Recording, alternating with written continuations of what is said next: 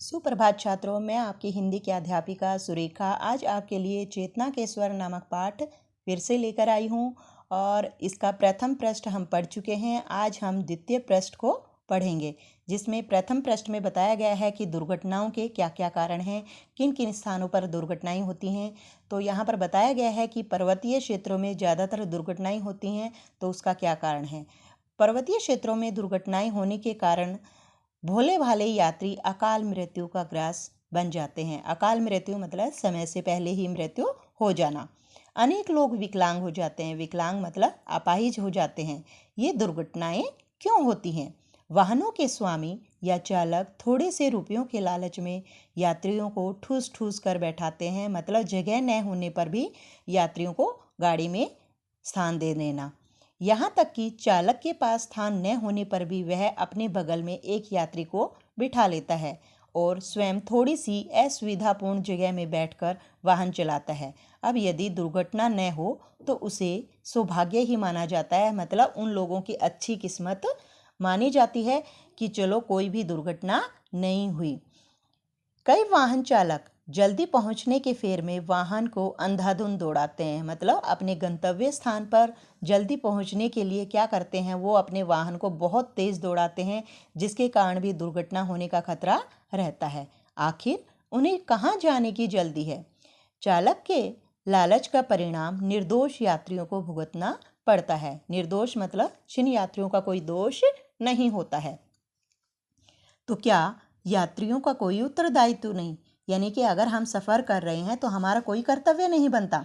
यदि चालक अतिरिक्त सवारी बैठाए अथवा वाहन अधिक तेज चलाए तो सभी यात्रियों को एक स्वर में उसका विरोध करना चाहिए। यानी कि मिलकर के उस वाहन चालक का विरोध करना चाहिए कि वो वाहन को ज़्यादा तेज ना चलाए और उसमें अतिरिक्त सवारी ना बैठाए। सड़क पर बस चली जा रही है। अचानक बस की खिड़की से कुछ सामग्री सड़क पर फेंकी जाती है। यानी कि जब हम सफ़र करते हैं तो क्या करते हैं, अपनी सुविधा के अनुसार बस से खाने पीने की वस्तुओं के चीज़ों के रैपर आदि सड़क पर फेंक देते हैं। अब यहाँ पर देखिए, एक अच्छा केले के छिलके फेंके गए हैं। यानी कि वहाँ कोई व्यक्ति वाहन में बैठा हुआ है और वो वाहन से क्या करता है, केले के छिलके फेंक देता है। अब सड़क पर चलने वाले लोगों का पांव रपटे या सड़क पर गंदगी फैल जाए तो इससे बस में बैठे उस पढ़े लिखे या अनपढ़ को क्या लेना देना। यानी कि चाहे वो व्यक्ति पढ़ा लिखा हो या अनपढ़ हो, उसे इस चीज़ से कोई लेना देना नहीं है कि रास्ते पर सड़क पर कितनी ही गंदगी क्यों ना फैल जाए। ऐसे में उन पर्यटकों की याद आती है। तो यहाँ ऐसे में वो पर्यटक जो घूमने आते हैं किसी भी स्थान पर, उन लोगों की याद आती है जो अवशिष्ट सामग्री को, अवशिष्ट मतलब जो चीज़ें बच जाती हैं, उनको थैले में एकत्र कर लेते हैं। एकत्र मतलब इकट्ठा कर लेते हैं। यानी कि जो रैपर्स आदि होते हैं, कुरकुरे के, चिप्स के, मूंगफली के, केले के, संतरा आदि फलों के जो छिलके होते हैं, उनको क्या करते हैं, वो अपने ही पास इकट्ठा करके रख लेते हैं और उसे कूड़ेदान में ही डालते हैं। यानी कि जब वो अपने घर पर आते हैं या रास्ते में कहीं पर भी उन्हें कूड़ादान दिखाई देता है तो वो सारा कूड़ा उसमें डाल देते हैं। इससे अपने पर्यावरण को स्वच्छ व सुंदर रखने की इस व्यवस्था की शिक्षा हम सभी को लेनी चाहिए। यानी कि हम अपने देश व आसपास के पर्यावरण को कैसे स्वच्छ रख सकते हैं, तो वो ऐसे रख सकते हैं कि जब भी हम कोई वस्तु या कोई चीज़ खाते हैं तो उसको खाते समय उसके छिलके या रैपर्स आदि को अपने पास अपने बैग में रख लें और उसे कोई भी कूड़ादान आसपास नज़र आता है या घर पर आकर उसे डाल सकें, ताकि हमारे आसपास का वातावरण और हमारा देश स्वच्छ और सुंदर रह सके। जरा इन्हें देखिए, 3 यात्रियों के स्थान पर ये 2 लोग फैलकर बैठे हैं। यानी कि वो स्थान 3 लोगों का है, लेकिन वहाँ पर कितने लोग बैठे हैं बच्चों? 2। एक सहयात्री स्थान देने के लिए कहता है। यानी कि साथ बैठने वाला यात्री, सहयात्री यानी कि साथ बैठने वाला व्यक्ति, वो दूसरे से किसी व्यक्ति को स्थान देने के लिए कहता है। तो उनमें से एक यात्री दूसरे की ओर इशारा करते हुए कहता है, इनकी तबीयत खराब है, कि इस व्यक्ति की तबीयत खराब है। अब बेचारा सहयात्री चुपचाप खड़ा है। ऐसे दृश्य याद दिलाते हैं कि सज्जन व्यक्ति तो स्थान न होने पर भी वृद्ध व्यक्तियों तथा महिलाओं के लिए स्वयं अपना स्थान प्रस्तुत कर देते हैं। सहयात्रियों की सुविधा का ध्यान सभी को होना चाहिए। यहाँ पर बताया गया है कि अगर कोई भी व्यक्ति सज्जन है तो वह क्या करता है कि जब भी वो किसी भी वाहन में सफ़र करता है तो वह क्या करता है, जब भी उसको कोई भी बूढ़ा व्यक्ति मिलता है या कोई महिला मिलती है या छोटा बच्चा है तो वो स्वयं उठकर उनको अपना स्थान दे देते हैं ताकि उन्हें कोई भी परेशानी ना हो। आगे बताया गया है बच्चों कि पानी, बिजली आदि ऐसी सुविधाएं हैं जिन पर सबका अधिकार है, यानी कि ये किसी एक की नहीं है बल्कि बहुत सभी की हैं, परंतु ये सुविधाएं असीमित मात्रा में उपलब्ध नहीं हैं, यानी कि बहुत ज़्यादा अधिक मात्रा में नहीं है।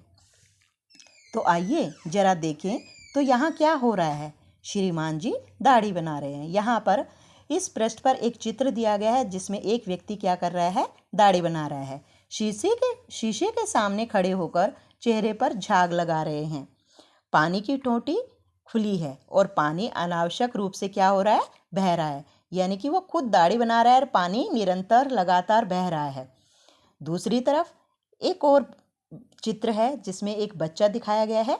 बच्चा क्या कर रहा है, ब्रश से दांत साफ कर रहा है। यहाँ भी नल की टोंटी क्या है, खुली है और पानी का क्या हो रहा है, यहाँ पर भी दुरुपयोग हो रहा है, यानी कि बेकार पानी जो है उसका भी अनुचित उपयोग किया जा रहा है।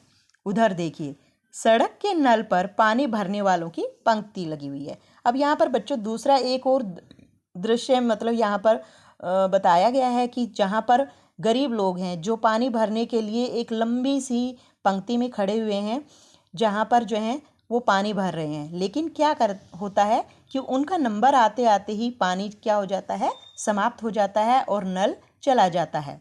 जो पानी का दुरुपयोग कर रहा है उसे आप क्या कहेंगे, यानी कि यहाँ बताया गया है कि जो पानी का दुरुपयोग कर रहा है जो व्यक्ति, वो क्या है, सभ्य है या असभ्य है। उसे हम असभ्य व्यक्ति कहेंगे क्योंकि उसे बिल्कुल भी समझ नहीं है कि अधिक मात्रा में पानी को व्यर्थ करेंगे तो दूसरे लोगों को पानी उपलब्ध नहीं हो पाएगा।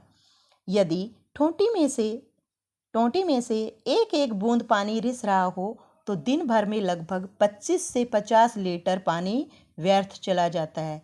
तो यहाँ देखो बच्चों, अगर हमारी टोंटी खराब है और एक एक बूंद भी पानी दिन भर रिसता रहता है तो पूरे दिन में लगभग 25 से 50 लीटर पानी व्यर्थ यानी कि बेकार हो जाता है। पृथ्वी पर उपलब्ध पेयजल यानी कि पीने योग्य पानी की मात्रा तो सीमित ही है, यानी कि बहुत अधिक मात्रा में पानी नहीं है। फिर भी पानी का यह अपव्यय क्यों, यानी कि पानी इतना ज़्यादा हम बर्बाद क्यों कर रहे हैं, हम उसे बचा क्यों नहीं रहे हैं। तो यहाँ पर जो है हमें पानी का दुरुपयोग नहीं करना चाहिए बल्कि सदुपयोग भी करना चाहिए। चाहे वो बिजली हो या पानी हो, जितनी ज़रूरत हो हमें उसका उतना ही प्रयोग करना चाहिए। अगर हमें ज़रूरत नहीं है तो हमें टोंटी यानी नल को बंद करना चाहिए और बिजली का बल्ब भी जो है अगर उस कमरे में हम काम नहीं कर रहे हैं तो हमें उसे बंद कर देना चाहिए। अब बच्चों, मैंने पिछला जो हमने पृष्ठ पढ़ा था उसमें एक गद्यांश दिया था जिसकी उत्तर तालिका मैं आपको भेज रही हूँ, और एक गद्यांश और दिया है और कुछ प्रश्न दिए हैं जिनको आप ध्यानपूर्वक सोच समझकर करेंगे। इस पृष्ठ का आप अध्ययन करेंगे, इसको ध्यान से पढ़ेंगे और प्रश्नों के उत्तर ध्यान से निकालेंगे। तो जो है, धन्यवाद।